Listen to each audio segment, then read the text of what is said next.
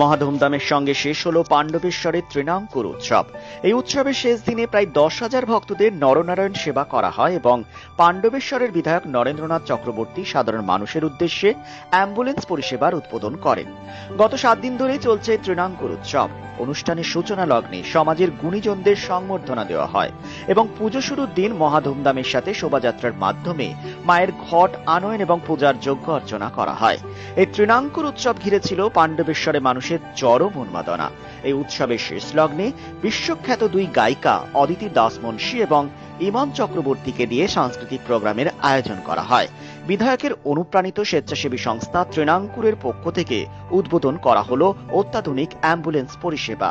এই উপলক্ষে বাঁকুড়ার সুভাষ কলোনিতে তৃণাঙ্কুর কার্যালয় চত্বরে একটি অনুষ্ঠানের আয়োজিত হয়। উপস্থিত ছিলেন এলাকার বিধায়ক নরেন্দ্রনাথ চক্রবর্তী, জেলা পরিষদের কর্মাধ্যক্ষ অনুবাদ চক্রবর্তী, তৃণাঙ্কুর সংস্থার সম্পাদক রামচরিত পাসওয়ান, শিল্পপতি সুরজিৎ সামন্ত সহ অন্যান্যরা। বিধায়ক নরেন্দ্রনাথ চক্রবর্তী বলেন, প্রতি বছর তৃণাঙ্কুর উৎসব মহা ধুমধামের সাথে পালিত হয়। সেই উৎসব সাধারণ মানুষের। এই উৎসবে সাধারণ মানুষের প্রাণখোলা উচ্ছ্বাস দেখা যায়। উৎসবের শেষ লগ্নে আমি সাধারণ মানুষের জন্য এই অ্যাম্বুলেন্সটি উৎসর্গ করলাম। এতে আইসিইউ, ভেন্টিলেশন, অক্সিজেনের সুবিধা রয়েছে। এই ধরনের অ্যাম্বুলেন্স আগে এলাকায় ছিল না। সব ধরনের সুবিধাযুক্ত এই রকম অ্যাম্বুলেন্সে মুমূর্ষ রোগীকে হাসপাতালে পৌঁছানোর জন্য মোটা টাকা ভাড়া দিতে হয়। এখন থেকে এলাকার মানুষ খুব স্বল্প মূল্যে 24 ঘন্টা এই অ্যাম্বুলেন্স পরিষেবা পাবে বলে নরেন্দ্রনাথ বাবু জানান। পশ্চিম বর্ধমান থেকে কল্যাণ মণ্ডলের রিপোর্ট। নির্বাচনের পর আমাদের স্বপ্ন ছিল, ঠিক নির্বাচন শেষ হওয়ার পরেই আপনাদের মনে আছে যে আমি কাউন্টিং হল থেকে বেরিয়ে বলেছিলাম যে আমাদের প্রথম প্রধান লড়াই হচ্ছে কোভিডের বিরুদ্ধে লড়াই।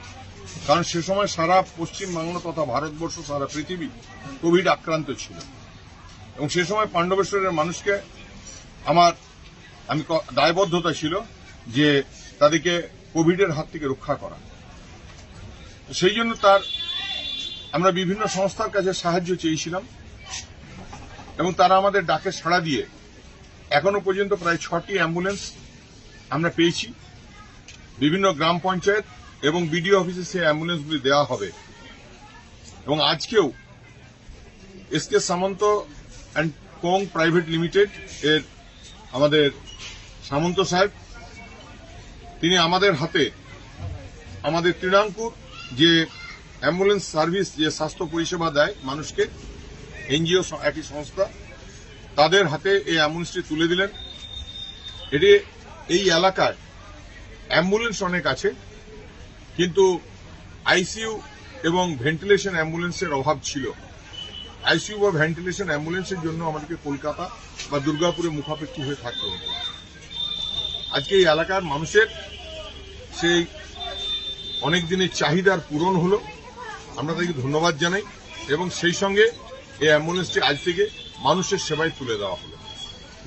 বলি যে লোকেদের জন্য পার্টিকুলারলি কোভিড সময়তে এত লোকেদের এখান থেকে আসানসোল, কলকাতা, দুর্গাপুর যেতে হয়, যে আমরা এরকম একই জিনিস আমরা রামকৃষ্ণ মিশনকে, ভারত সেবা আশ্রমকে করে দেওয়ার পরে এখানে ওনার জন্যে আমরা এটা ডিসিশন নির্ণয় নিয়ে এটা আজকে সমাজগত পেছনে পড়ে থেকে আজকে আমাদের বছরের শেষে আমাদের সাফল্য লাভ করা হয়েছে।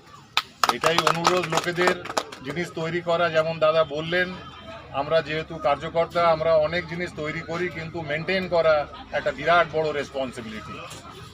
তৈরি করা, দান করার থেকে রেসপন্সিবিলিটি মেনটেন করা অনেক বেশি রেসপন্সিবিলিটি। এটা আমার অনুরোধ থাকবে সকলকে যেন ঠিক মতো এটাকে। ধন্যবাদ। এবার আমি এই সংস্থার